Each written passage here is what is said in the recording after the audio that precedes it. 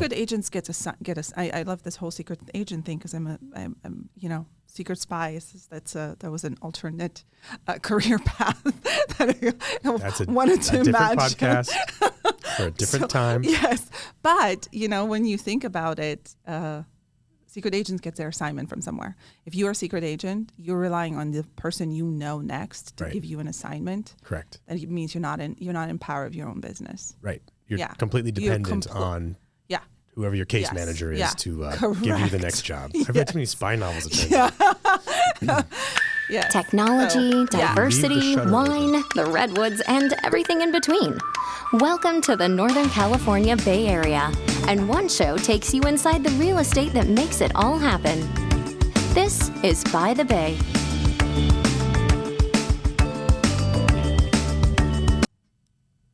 Hey, what's up, everyone? I'm Dan Anchetta, back with another episode of By the Bay.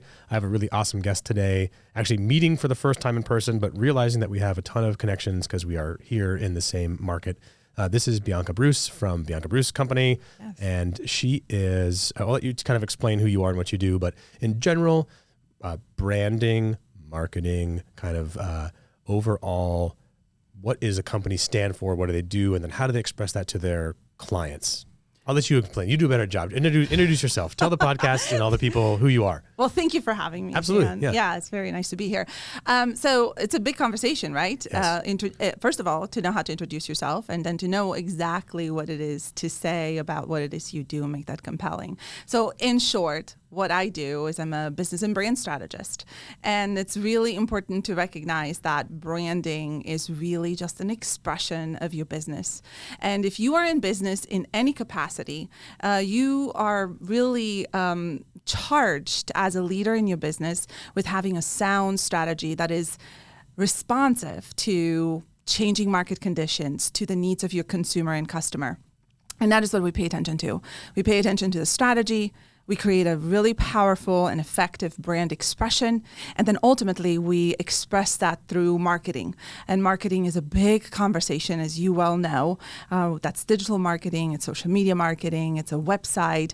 It's still printed collateral, rarely, but still applicable.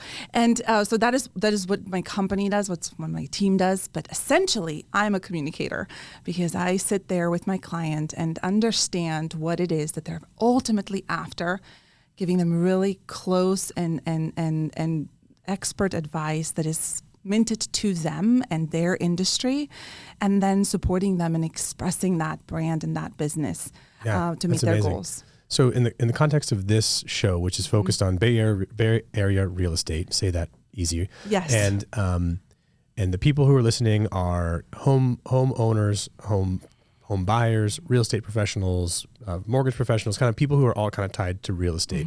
Mm-hmm. You work with a lot of people kind of in and around real estate. Can you give us kind of a little overview of the types of clients that you work with? Because you deal with things outside of real estate, but in the context of real estate, kind of who are you working with in this space? Yeah. So Bay Area real estate, right? It's a big conversation, and the Bay Area is known globally for its diversity in all manner of ways, right? But also particularly in real estate. And that diversity presents itself with lots of opportunities and a lot of opportunities to participate and a lot of challenges, because I think lots of times we think real estate is a one and done kind of conversation. The way that you engage it is when you're buying or selling, or perhaps when your neighbor is buying or selling, or if you're attending one of those seminars. Yeah, right. Yeah, exactly. Yes, but real estate touches all of our lives in ways that we don't even necessarily comprehend or take account for.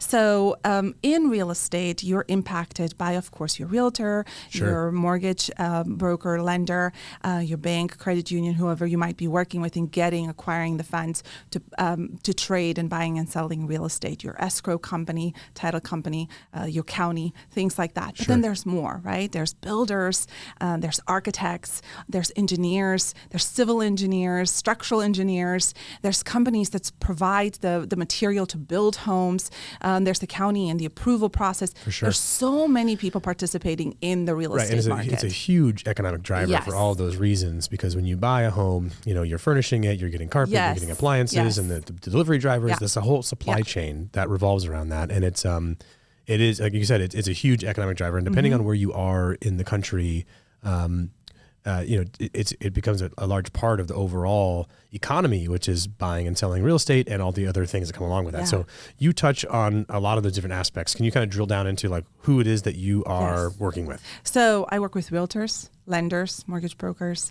and I work with service companies who make the purchase possible in a trade possible of a real estate in a real estate transaction. But I also work with builders, and I work with architects. And so the reason why that is we have such a diverse and such a prolific number of clients and fields and sectors in the real estate market is because we recognize that there are various needs in the market. There's buyers who are first-time home buyers, and we work with the realtors that specialize in serving first-time home buyers and single-family home owners. But we also know that it's important to bring in new build, especially the North Bay. It's an incredible need. There's a huge housing shortage. Right. We just did an episode with Tennis Wick from Permit Sonoma. Yes. And we were going over the data and the numbers of, how many units were missing. Yes. And the overall kind of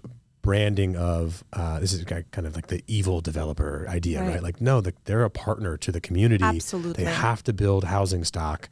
And if we don't, then we suffer as a community. Right. Our economy suffers.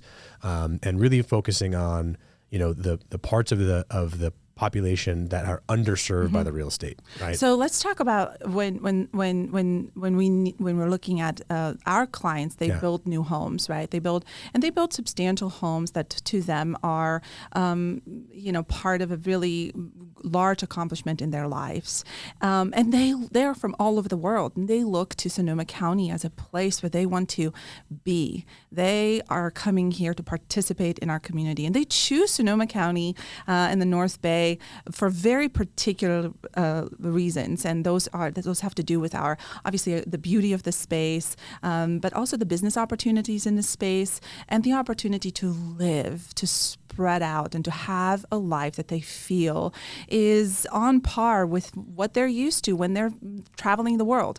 That client participates in the real estate economy very differently than a local member of our community who is buying and trading real estate.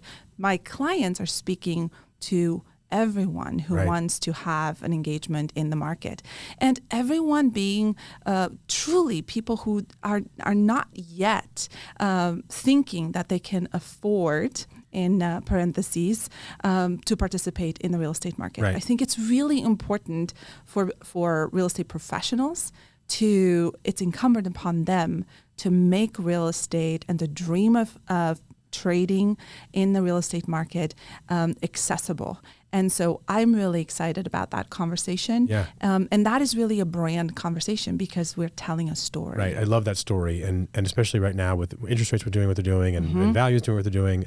Can you walk me through like a conversation that you would take a client through? How do you identify what their brand really stands for and how they're going to play differently in the market and not just be one of 12 white eggs in a carton of eggs? Like, how do you be different in the market? So in the last 2 to 3 years, and it was really easy to be in the market and to participate. The question I would ask a client now, where we would begin, particularly if we're starting in our relationship, I would be curious to find out: do you intend to be in business in 3 to 5 years from now? And that is not that's not a trick question. Right. It's also not there's no wrong answer. But it's really important to understand that if you are positioning yourself as a brand to the public, that the public can begin to build a relationship with you, and you can begin to build trust capital, and that you are not intending to go anywhere. Right. And that means that right now, because of the market conditions, and the public having certain information that may or may not be entirely accurate, it's incumbent upon the professional to present their brand to the public, to the end consumer, in an educational manner, in a problem-solving manner, and create an arc, right? So to say, here are all the ways that you can now, and also perhaps 3 to 4 years, 2 to 3, 4, 5 years down the road, participate in the market. If you don't know that you're going to be in the marketplace, that you don't intentionally want to engage with each other as professionals and the consumer, then you would do yourself a kindness by stepping out and doing something entirely different. There are lots of options to be successful in business, but I think in the real estate, in the mortgage lending space particularly, we have an immediate responsibility to the consumer that is to them a life-shaping decision. And I take that seriously when I start working with my client. Yeah, Bianca, I really like that idea of, starting from an educational standpoint, showing them the story arc of here are the steps you need to go through to go from where you are now to the eventual goal. And there's a process that we take you through. Yes. We educate you, we empower you, we do all the things that we need to do to help you see that reality and achieve that goal. And it is the hero's journey, right? It's going through that story. And I think people do that, that's part of what happens, but I don't think that many people do it intentionally, right? So I think that's where someone like with your expertise coming in and helping people who are already in the industry to understand that they are really telling a story. So can you tell me, where does that come from for you? Like that story, that the desire to tell stories and can communicate, where does that come from for you? For me personally? Yeah. I grew up in a very different world. I grew up in communist Romania with very little media and actually very little access to education and books. But I always was surrounded with people who told their story. And I think particularly from a point of view of coming from a impoverished place and a deprived place. We were culturally deprived, we were opportunity deprived, we were education deprived. And oppression does that, right? It deprives you of your human rights. Coming from a place like that, I understand that it's really critical to the humanity of a person to know their story and to tell their story. And brands are supposed to and do touch people. And the thing is that, stories happening to you, whether you engage in it or not. We get to live here on earth. We get to have a finite amount of time. We don't know when the end is coming. And every day and every moment is part of our story. So I don't want to say that if you are not engaging your story, you are not living. I do want to say that engaging your story, dare I say even anticipating the apex of the curve of your story a bit, allows you to be engaged. And as a business professional, that's what you're promising to do for your consumer, for your customer, for your client. And so for me, it's really a matter of opportunity and not taking the opportunity that I have, having lived in an oppressive state and government, to then now be participating in a very different economy, in a very different country, in a very different setup. It must have been very kind of eye-opening and maybe shocking when you immigrated here to see this is how people live differently, and there's single-family residences, and there's ownership of things, and I have no context for that. I appreciate the experience, but I have no context for it. Could you walk me through that a bit? What is that? How is that for you? Yeah. So we immigrated from Romania to Germany. That's a free country in the West, and so I did get to experience the freedom, right? That feeling of being allowed to go to a library and pick out any book you want and read it, and have any kind of discourse with your teacher and your student peers without getting in trouble or the police coming to knock on your door. But coming to America was for me an experience that allowed me to see that freedom takes on different expressions, and that freedom isn't just a gift that's bestowed upon you, but it's actually something you participate in.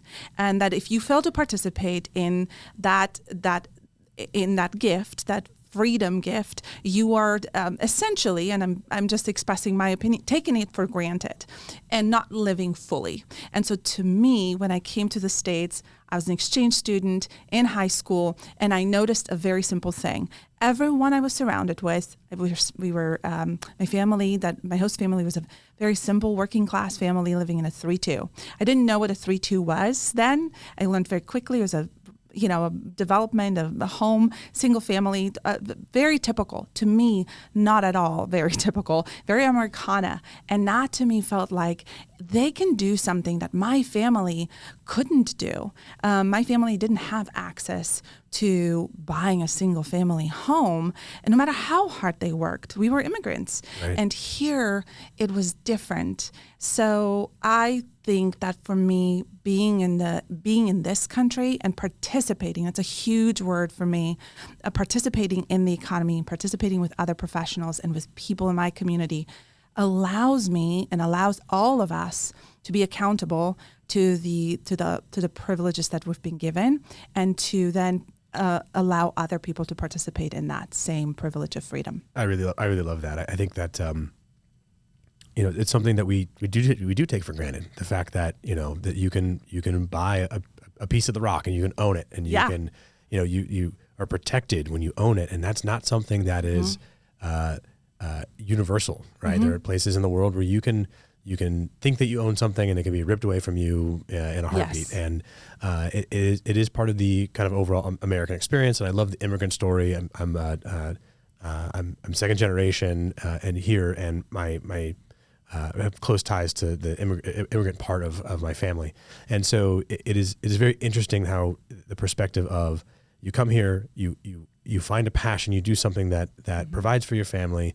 You buy a single family residence. It's a safe place for you to raise your family, and that was really what critical, like, haven that people are trying to find. Right. Is like that is the whole thing. That's the whole dream, is to have 4 walls and a roof to keep your family in a single place and keep them safe. I think particularly in our world today, and not for any reason that is new, we always as humans need a home base, and that home base can happen in a place that a studio you're renting. It doesn't, but the part that is important for homeownership and real estate, and every client we work with that is participating in the real estate market, is to understand that this idea of the dream, and I don't necessarily want to call it the American dream anymore, because we're all just, I think it's a universal desire in a human being to want to have a home base, have a place where they can shut out the rest of the world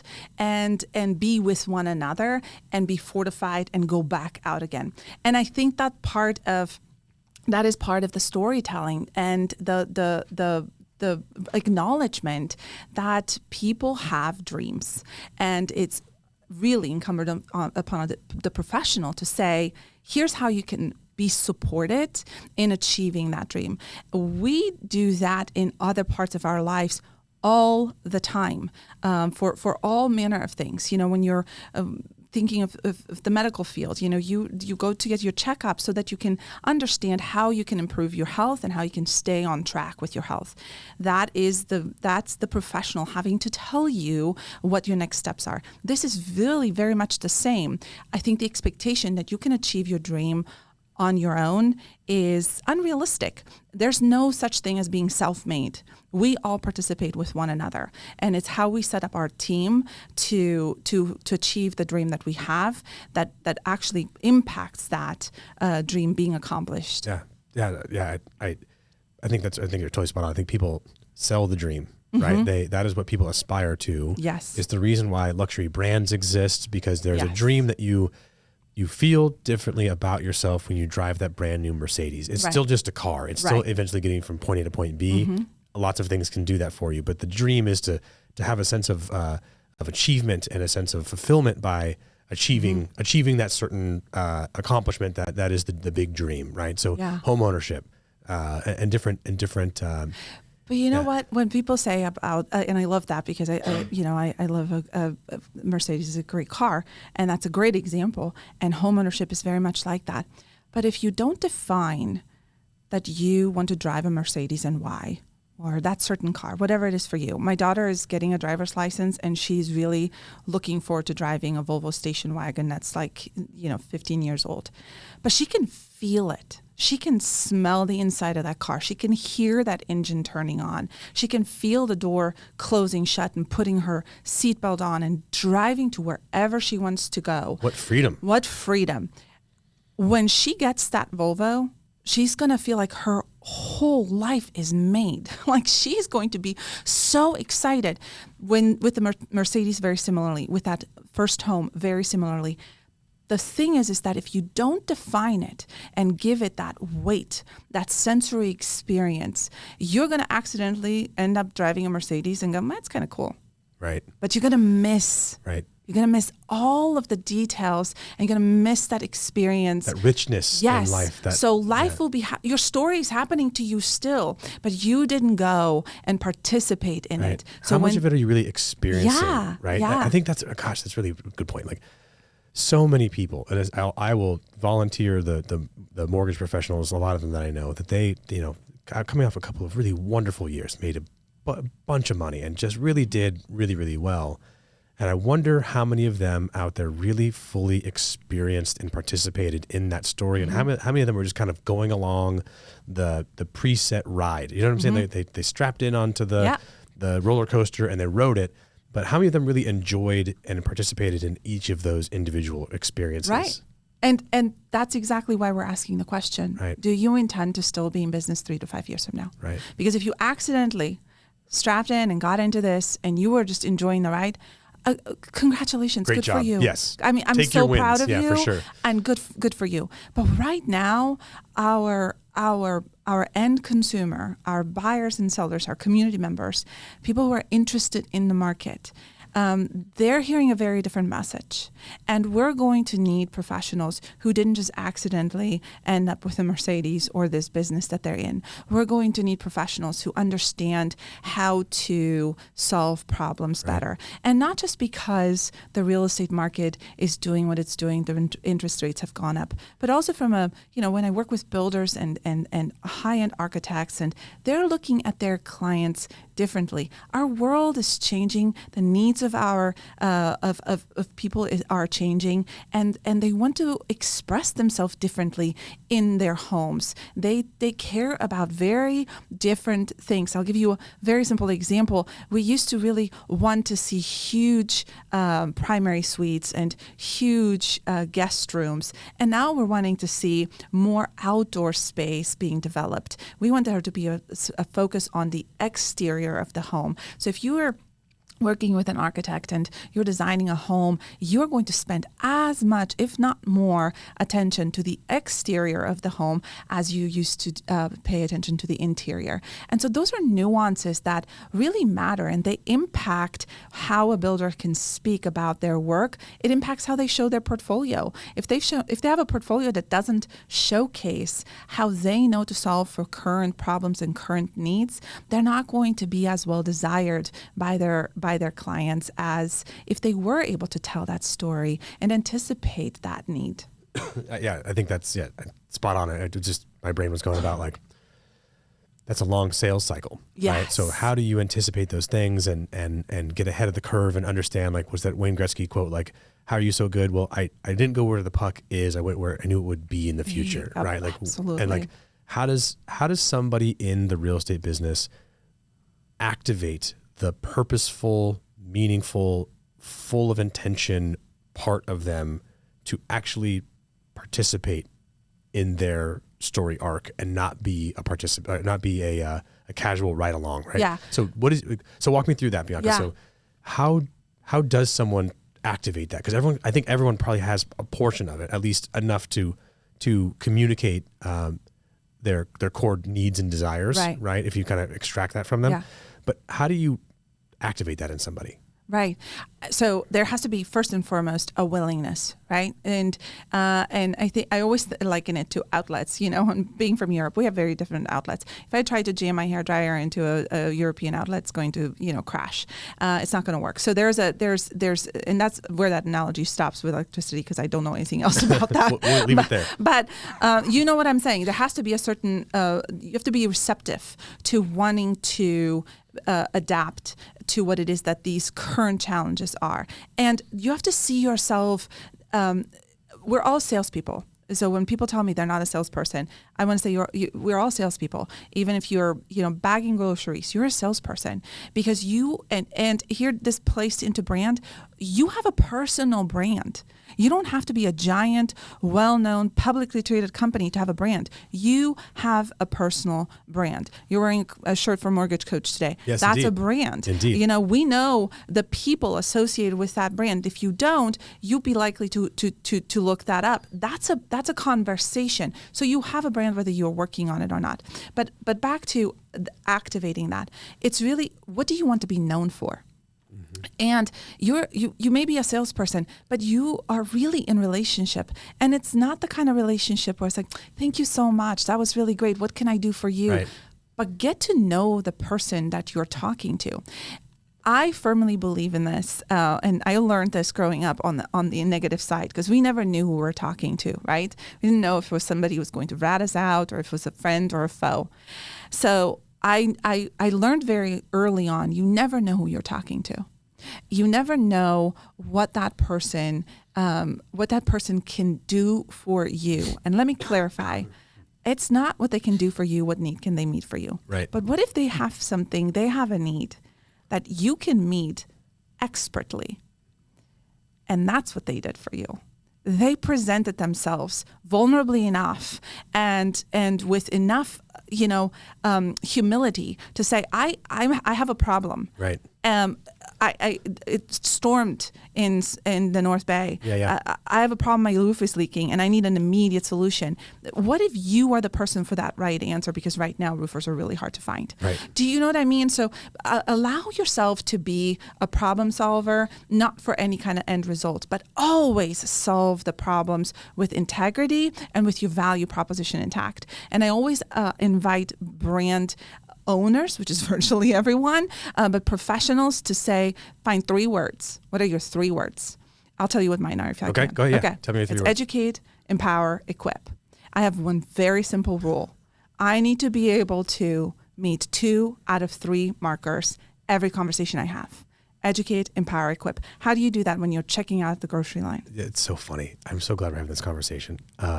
We have 3 words too. Yeah. They all start with the letter E. Uh-huh. They are educate, encourage, and empower. That's it, right? So that's our whole thing, is we educate our borrowers on how to do it. We encourage them to make the buying decision or not, right? Depending on what their situation is. Yeah. We encourage them to make a decision, right? And then we empower them with resources, tools, knowledge, et cetera, other people in our community that we connect them with, realtor partners, like you said, all these other people. And this is so funny. Okay. And so that goes to the point of we could have, we are very, very close words, right? We could have identical words. So it's lots of people get hung up on okay, what's the right word? Right. What am I going to, okay, was it empower or is it equip or is it just find something and then live true to that, because the expression of those words is going to look very different. You, me, somebody else, because we are engaging our brand and our solution and our consumer and our counterpart, our audience, very differently. And so, but if you have it as a guiding principle, it's a little bit like, having a road that has some markers on it. Sure. And now you know where you're going. That's exactly it. So this isn't difficult. It's not challenging. The challenging part is truly to recognize that you need help, and that when you get help, you are in better service of the person that you said you were going to serve. I love that. So someone has the willingness to do it, and and then there's a conversation that you're having where you're doing a kind of a needs, not needs. What's the word I'm looking for? You're looking for like, what does their brand stand for? What's the ethos of their brand? Yeah. What do you want to be known for? What do you want to be known for? Yeah. And then you walk them through like some discovery conversation where you're honing in on what that means. It's what do you want to do? How do you want to do it? And the why has to come from you. And we work with you to get to that. It's the Simon Sinek thing, right? Yeah. What, how, why? Start with why. Yeah, start with why. But if we're going to the brand execution and the business strategy, what do we want to do? And it is not, I want to sell more homes. That's not the answer. That is an effect. That is something that a result of the business strategy and the brand development. And the thing is that it's so important to recognize that this is a conversation you're having more actively, precisely in this market. When the needs get stronger and more demanding, when the circumstances get more pressing, that is when your value proposition and your why statement will literally carry you through. It's not your water's going to slosh into your boat. You're going to hit a couple of rocks. It's going to get stormy. All of that's going to still happen, but you're going to make it through because you're principled, right? You understand what you're doing, how you're doing it, and why. We come into the how. There are lots of ways to express a brand. It's really funny when we support business owners and entrepreneurs in creating a website. 9 times out of 10, they're so excited because they believe that if they launch their website, in come the orders. That's the whole business. And they lose their ever-loving minds if the contact page. Where's that connect to? Does it what's my CRM look like? And it's like, look, I love you for your detail-oriented mindset and your diligence, but your website is not where your business comes from. Your website is literally a business card. Where we needed to have a business card, to hand it out to everybody. Your website is just a little bit more expanded on that. Now, it's really important to have one. It's really important to, optimize it and to constantly update it and all of those things and write articles. Yes, that is a how. But if you are pressed for time and pressed for resources, can you still be successful in business not having a website? 100%. 100%. And you still need to have your business strategy. You still have a brand, whether you have a website or not. And you still need to execute on that. Totally. Bianca, can we get a little tactical in that frame? Yes. If you're consulting with someone, give us a couple of freebies if you don't mind. What should real estate professionals, realtors or mortgage lenders right now, where we stand in January of 2023, what are some things that they should be doing tactically to make sure that they are in the market, doing the right things, and actively participating in the story? Like what are some non-negotiables that everyone should be doing? Mm-hmm. So I'm going to give you like a broad, totally. So if it falls under this umbrella, do it. It's communication, right? A website is a communication tool. A business card is a communication tool. Your Instagram account is a communication tool. So it's communication. Decide where you want to communicate. What are the platforms that you want to engage in for communication? And then be consistent with that communication. Again, go back to what you want to be known for, right? I work with realtors who are incredibly successful at establishing their brand because they're basically restaurant critics, right? They go to restaurants and they critique the restaurant and they tell everyone in the world about it. And that's really what they're known for. Right. And additionally, they're in real estate. I also have clients who come to me and say, that's what I want to do. I want to be like Bob. Bob is not the real name, it's the stand-in name. But I want to be like Bob. Well, you're not. And again, back to the value words, right? The expression of that will look very differently. So communication is key. And I think it's more important to communicate value than it is to just communicate. Communicate value to your consumer, connect it back to what it is they're going to need and want. So in your arc of your 3 E's, you essentially are working toward empowering your client, your consumer, the borrower, to execute with confidence on a loan in your particular case. I think you just came up with my fourth E. I like that actually, because you get to the end and it's like, now you execute, now you do the thing, then it becomes action. Yes. So but you're driving for that, right? So everything you do, you drive for that. So your communication has that in mind. I think also really looking at your past experiences. So if you've been in business for a year, you recently interviewed Eva. She's a young, fresh realtor in the market, right? She has so many case studies that she can mine from. Tell other people what you do. You know what we love to hear? We love to hear what other people do. Absolutely. This is why reality shows are such a hit. This is why, we watch all of the Real Housewives of fill in the blank. 100% selling. I'm fascinated by what other people are doing. Yes. Yeah. You want to see what they're doing, what they're up to. I love watching cooking shows on Netflix. What is that to me? But I love seeing that experience and that story being told. So if you are in business, tell the story. Tell other people about what it is that you have done, what made the difference. Make it about the experience, not yourself. Is there a wrong or right way to tell that story? Don't make it about yourself. Make it about the person that you have supported. Tell their story. Certainly help the public and the audience to understand that you played a role in that, but really talk about their experience. I used to make this mistake because the hardest thing is to talk about yourself, I think. And so then I would get really self-conscious in talking about myself, and I just made it worse and worse. And like, here's what I did for the client, and here's what they needed, and then we did this. And it became kind of like a formula.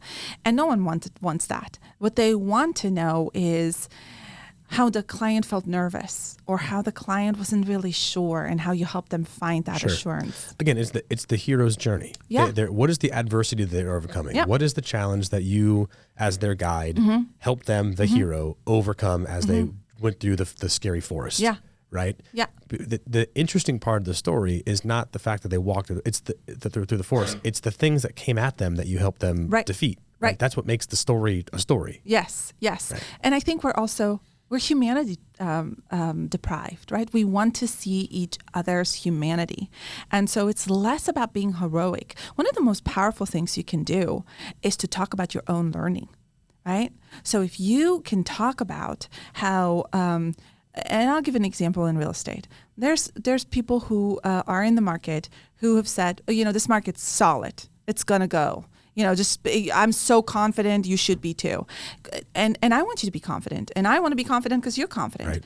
But if you've said, I'm so confident, so great, it's everything's great, and you are now changed your mind, and you know why you've changed your mind, you know how powerful it is to go and say, so I thought this, and then I noticed these certain things happen, these markers that I was paying attention to, suddenly I've changed my mind, and I'm on this new side over here, and because I'm over here, here's what I want you to know, and if you want to have a discussion about it, let's have call me, because I'd love to talk to you about how this applies to you. I like that a lot. That's really interesting that it's a moment of self-reflection. Yeah. It's a bit of honesty. Yeah. It's a bit of vulnerability to say, I was wrong. Right. Without, having to say like, hey, I made a mistake. Like, it's okay to go, I misread this. Yeah. And now that I know these things, I want you to have this information as well. Mm-hmm. That's a really powerful tool and a really nice approach to be able to engage in a meaningful, deep way with people in a really authentic way. I think authentic gets thrown around a lot, but in a really authentic way, truthful way, and it really is what makes the relationship is the back and forth. If it can't, and be able to go, this is the new path that I'm on, and I want you to have this information as well. You are important enough to me as a friend, client, whatever it is, that let's take 20 minutes and have a conversation about this new path. And being an expert doesn't mean you know everything. Being an expert means that you can relay the information that you are confident in your experience, your intelligence, your emotional intelligence. But experts say one thing very often: I don't know. Let me find out. Right. I think a lot of times, particularly in sales-driven careers and fields, we think that we need to have all of the answer right away. that does not showcase your expertise, your emotional intelligence, your ability to empathize, your ability to say, I don't know, and then follow through. That is what will show your expertise and set you apart by miles. It's the follow through where we lose it. I was, I think I mentioned you before. I spoke at Todd Duncan's Sales Mastery this year, and shout out Todd. And we were talking a conversation before where, we're really good at interacting with our clients during a transaction. Right. Right. When they're actually like in contract, right, they hear from us all the time. All the time. We're not so good at the pre-contract follow-up unless they're like ready to go this moment. Somebody says, oh, I'm 6 months away. Okay, you'll have the intake call with them. You'll follow up a little bit. You'll kind of forget about them. Most people don't have a CRM system. And so you're flipping through your phone one day like, oh my gosh, I haven't talked to so-and-so in 4 months. And he's like, hey, how you doing? Like, right. And then, so we're not great at follow-up before. We're okay during the transaction. And mostly it's because we have transaction coordinators and other people who are doing the work for us. And then we close the transaction and we're like, congratulations. You take the selfie, you post it on Instagram, you tell a little story about it, you ask them for a review. And then what happens? We're really bad at the follow-up after the transaction. And what people don't really understand is that the relationship is what happens before and after the transaction. Right. And we all talk about being in the relationship business, but very, very, very few people really get that and do it. So I love that you brought this up, because in my with the other professionals who impact the real estate market, whether they're on a city county level or they're the architect, if you have a file, an imaginary file of that person or that transaction, that file sits on your desk for years. And that person, that project gets communicated with ongoingly for years. Right. I'm talking 3, 5, 6 years, depending on what it takes on average on these larger scale projects. It takes about 2 to 3 years to build out a house, right? So that's a long time to stay in communication. For sure. And the ROI and the instant gratification is measured very differently. The instant gratification is non-existent. So if you are in a sales job and you're in a sales cycle and you're just looking at the transaction and that's what you're caring about, that is a very different business. That is a very different role. And we saw that in the mortgage lending space with people working in literal centers, Sure. Call centers. But what you do, what a successful relationship manager does, you happen to be an expert at mortgage lending. You understand it. You've invested a lot of time into that. You have intellectual knowledge and experience with it. But if you had not gotten into mortgage lending and done something completely different, if you were a history teacher, you would make an excellent history teacher because of how you care about the people that you are interacting with. That's what sets you apart. Yeah, it's really interesting because I know a lot about mortgage lending. But I don't really consider myself to be an expert in mortgage lending. I have a team of experts behind me that do it. My real expertise is in people. Right. Is in communications and spending time with people and making sure that they understand that there's somebody who cares about them and their families and their goals and what their dreams are and what they plan, what their big plans are. And my real job is as a facilitator to make connections with people and to help them. Because they don't know what they don't know. Right. I happen to know a little bit more than they do. But in terms of like, I've never wanted to be the type of lender who is the encyclopedia of guidelines. Yes. Like what a waste of time. Right. Like, you can look that stuff up. Right. So why do that? There's so many, I'd rather have the expertise in like, what's the emotional intelligence? Like, how do you look at someone and their overall family and their plan and go like, help me understand where you see your family 3 to 5 years from now. What's the most important thing for you and your family? What is your plan? And help me understand that so that I can craft a solution for you. And then I have all these experts who will come in and do the tactical and pull in, do all that stuff. And I want to make an observation that that you may or may not already know this about you, or maybe you're just intuitive about it. Every question you just asked, just like 3 questions, was an open-ended question, and that's one way when you're having a conversation with a professional. And this is to your listeners who are engaging with these professionals, and you're getting yes or no questions. That understand that you're dealing with somebody who is probably really great at what they do, but very transactional. Right. They're trying to fit you into a box. Yes. And so you want to deal with somebody that is willing to ask you an open-ended question and then sit and wait for your answer and follows up with another question that's an open-ended question. Because just like understand if this is somebody who's like yourself, who knows their brand and understands that they're telling a story and that there's an arc to this conversation, your audience, your customer, your consumer has that same story pattern, right? They want to tell an arc. They have an arc to their story. Totally. They have a purpose for what they're doing. If you don't understand what they're doing and what they're wanting to do, if you don't understand what the arc of their story is, you are going to transact it in some fashion. They're going to get something out of this, but you're not going to make them feel seen, heard, empowered, and they're not going to know that even if they didn't get everything they wanted, because this is a really big commitment, buying, selling a home, right? Building a home. Even if they didn't get everything they wanted, they didn't compromise. You helped them understand that what they got was a third way, so to speak, right? Like a new something that they're really, really happy with. To get that done, you have to be in constant communication with them. Constant, yeah. Yeah. So there's really, so, you asked what to do.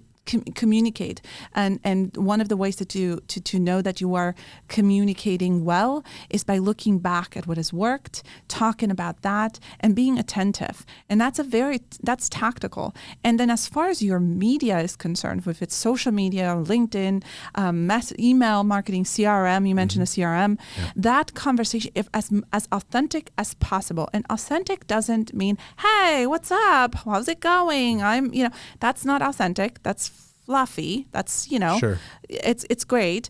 But it's not true to, again, your value proposition. So try to meet two out of those three words. Are you informing? Are you entertaining? Are you educating? What are you trying to do with your post?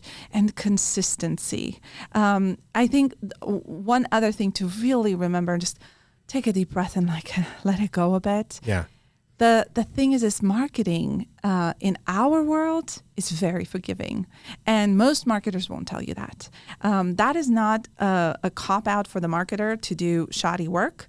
It's a way for you to know if that didn't land, it's okay. It's okay. People it's have, right. yeah, so a couple things on that.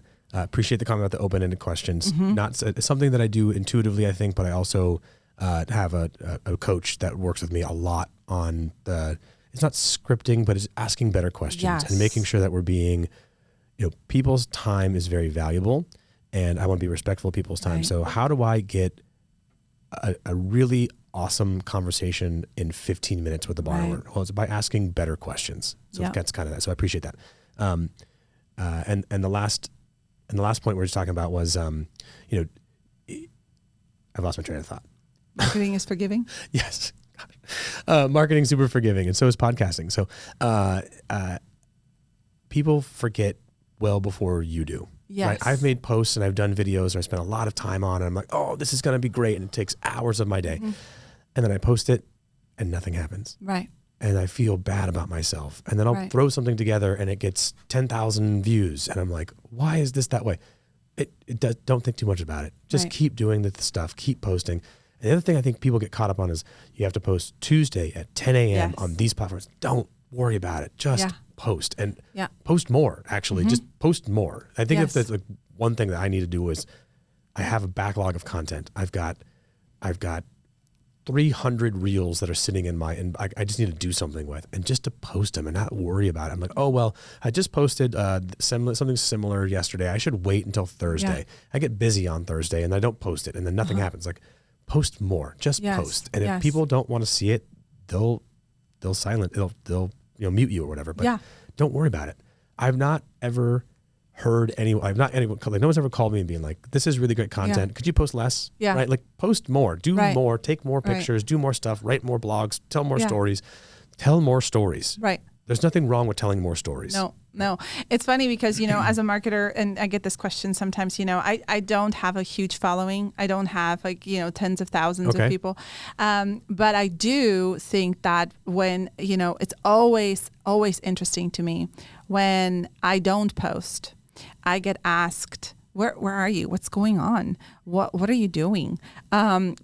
Because people, again, they're interested in you, particularly if you're telling them a story, particularly if you're making it valuable to them. And the other thing is to remember, and I think you bump into this often just in your industry, right? To your point of the transaction, a real estate transaction really isn't all that long, So when you think about engaging with the client, those people, and then they're gone, well, what are they when they're gone? Are they past clients? Are they not so soon future clients? What are they? I think of the audience, right. And your audience follows you and engages with you, not just because you're expert at what you do. It's because you make them feel something. Exactly right. And the part that, the self-critical piece, I do quite a bit of public speaking. I remember an event here in St. Rose actually, and oh my gosh, I left that event and I literally was in a fetal position for the entire weekend, and everyone was trying to assure me, and I didn't believe them, right? Because you're just trying to make me feel good, because you're so aware of what you could have done and what you are capable of, and this isn't an excuse to not perform well, right? But no one else knows that. That's exactly it. And so it's very interesting because for years after, this happened a few years ago, for years after that, and I've done business with people who have said, that was so great. That was such a great talk. And I'm not, this isn't one of those stories. It's like, I thought it was, awful. But this isn't false humility. This was just me knowing that I could have done so much better. Right. And so if that happens to you in your transactions with your consumer, with your audience, understand that that's a learning lesson. The way I framed it for myself is, in communist elementary school, there are no shortcuts. If you hand in a math homework and it gets sent back to you and you have to redo it. There's not like, well, Johnny was sick last night. He tried really hard. Yeah. Math is not his thing. That wasn't an option. And so the grace of the redo was drilled into my mind and heart, right? So you get to go again. So in everything we do, and this is brand assessment, brand evaluation, business strategy, it takes a lot of humanity, strength, humility to say, let me look at these results. Is this what I wanted? What do I know for sure that I can deliver? Assess those results and then have the courage to go again. Get in a fetal position if you need to, but get out of it too. Because when you go again, you come at it with a new vision, a new standard, a new commitment, a new desire to succeed. And your audience, your customer, your consumer is going to feel that. They're not going to know why. They don't need to know why. Right. They're not going to know. They're not going to be able to put their finger on it, but they're going to experience you differently. So don't give up. Right. I like that. And I anytime I do a transaction with someone that I know personally, I'll tell them ahead of time, like, hey, please pay attention to what's happening. At the end of this, when it's all said and done, I really want candid, honest open feedback. Because it's not just me that they interact with. They interact with my entire team. Yes. They interact with the realtor that I may have connected them with. They interact with the title company. Like, tell me everything, because I need that feedback loop so that I can make modifications. If this email at this time didn't work, like, make note of it so I know what would be better. Right. Let me test that out and see how it works. But I like, the gift of feedback is so critical. But I do honor and respect that, where you're like, I totally missed it. My feeling is I went up there, I did my best, and I probably only got 10% out of what my total potential was. And I feel bad about not hitting a higher percentage. It's so easy to be critical on yourself. But like you said, learn from it. Process it, talk to a friend about it, and then get back up and try again. And I love that, the grace of trying again. Like, go and do it again. Yes. And be kind to yourself. Right. Probably first and foremost. Yeah. You're the one who has to sit with it longer than everybody else. Right. Everyone else is flipping on to the next reel or going on to the next post. Being really mindful of having grace for yourself, I think was the number one lesson from this. A lot to take away from this conversation, but that's probably the number one thing for me is try it, do it, and then give yourself grace if it doesn't go off exactly how you want it to be. Assessment is a huge part. And even in a lot of times our consumer, our buyer particularly, and even sellers, should I not, would I do I go? Understand the parameters, understand the objective, understand what it is you want, work with a professional who is willing to ask you those questions and is willing to listen, and then make a plan. And you asked the question here today, we talked strategy, and then you're like, give me some tactical steps. Sure. Don't miss the tactics, right? Tactics are equally important because those are the actions you take. I think that, I do a lot of like business planning with my realtor partners and other professionals in general. That's one of the things I really love is crafting this overall kind of where's the business going to come from? What's our plan here? And a lot of times when I'll call them, February after we do this planning in December and be like, okay, so you have all these strategies. That's great. Where's that piece of paper and what tactics have you filled in and what are you actually executing on? Yes. Having a plan is great. Executing a plan is where you actually make an impact and make money and do other things. You have to actually put it into action. Yes. Like that's part of the equation that people miss. They come up with plans. I'm going to post every third day. I'm going to do this. I'm going to do that. Like that's good. Glad you're thinking about it. But do you have the tools and resources, expertise, knowledge, partners, whatever it is, contractors, whoever you're going to use to actually do the work? Yeah. And I stress that to my team. I stress that to my actually do the work. Now, right now, in this market where we stand today, early 2023, do the work. You have to do the work. Yes. And again, that's the reason for that question. Do you intend to be in business 3 to 5 years from now? Because if you do, you have to do the work. And that's it gets very granular and it gets real, and it can get kind of painful, because this is a no joke business that is very, very impactful, as in it's high impact on the professionals who engage it. And I think that's why it's so important. I'm glad to hear that you're doing these business plans, because it also supports you in understanding who your business partners are. Totally. Because in this business, we all form an alliance, so to speak, to support the client, the borrower, 100%. and the seller, because that's where they get served best. Yeah, and they're an extension of us. Right. Right. And if they're not out there representing what we stand for in the same way, then I have self-selected out of some relationships because they don't fit our overall kind of ethos. Yes. And that's okay. They're the right fit for somebody else. Yes. Totally fine. I have a real, very protective over the overall brand and what we stand for and who we have. Because you chose what you wanted. You can't, you decided what you wanted. So you can't choose if you don't know what you want.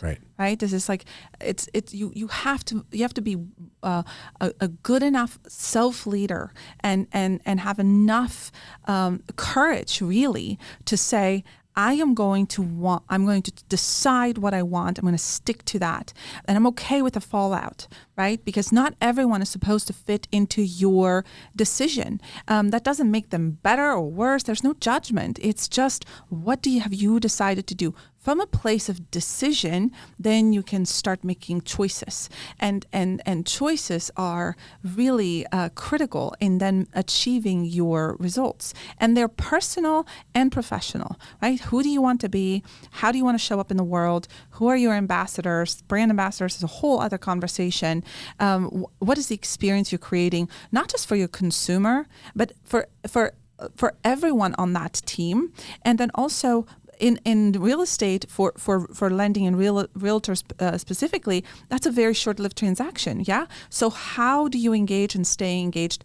And again, what do you want to be known for? Here's a really great lender, or then the work starts. Right. If you're a lender, it's assumed that you're good. Please don't be a bad one. Exactly. So if you're a realtor, same. But what do you want to be? What are you known for? I really like that. Yeah. So again, like you said, this is just scratching the surface. I feel like we can go on for a long time. Yeah. But let's kind of, we'll pause it here. We'll do it. We'll schedule another time for you to come back and do a part 2 or part 3. If anyone wants to get a hold of you, can you tell everyone kind of Are you accepting new clients right now? Yeah. So we're actually adjusting what we're doing because of these very conversations. We work with brands that are doing a whole rebrand, but we're also working on wanting to focus on the fact that right now micro adjustments is what we're needing to do. So we're offering micro offers, so to speak, ways to engage with us for a very short period of time, but still measure the effective results of having worked with us, me and my team. So we do that, but you can find us at biancabroos.com, and our website is open and on every social media outlet except TikTok. We're not there yet. You got to get on there. We're there, but we're not present, so don't go and try to find us. That's fair. Yeah. And we'll put some links in the show notes, and so people can Yes. reach out to you and they can have a conversation and do Absolutely. some It's consultation. really about the conversation, right? It isn't, it's about communicating. And if I was one thing, as somebody who's a driver and has a high bar for excellence, if I'm not a fit for you, that is a good discovery, right? And we can still be friends, and I can still support you, and find ways to guide you to the next person. I think it's really important to recognize that branding is an evolution of who you are and what you do. I want to tell people my very first business card and my very first, here's who I am, call me. I still have it, and I look at it. It's in my desk because it reminds me that took a lot of courage. I would never want to hand that thing out right now, but it took a lot of courage to create that. And you have to start somewhere and evolve and give yourself that grace to go again. And when you do that, you're attracting people who are willing to participate with you.